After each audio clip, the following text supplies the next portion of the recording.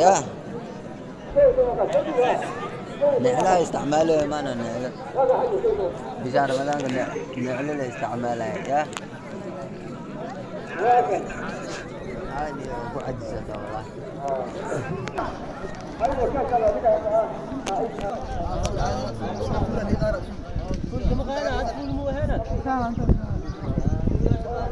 كلا حدا وراك كلا حدا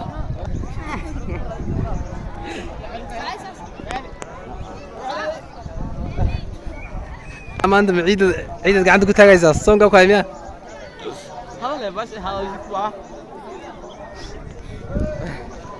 maasha allah waxaan la joogaa Zubayr Cabdirashiid waa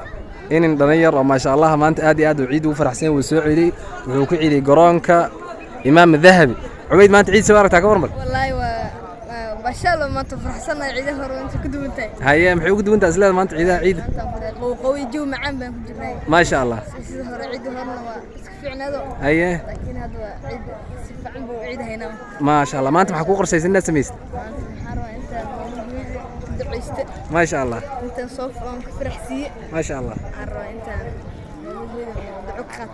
ما شاء الله ما شاء الله wiilkaan ha lagu daydo maamooyinka maanta ha la saacideeyo dalxiiska meelaha aadan dhamaan ha lagu daydo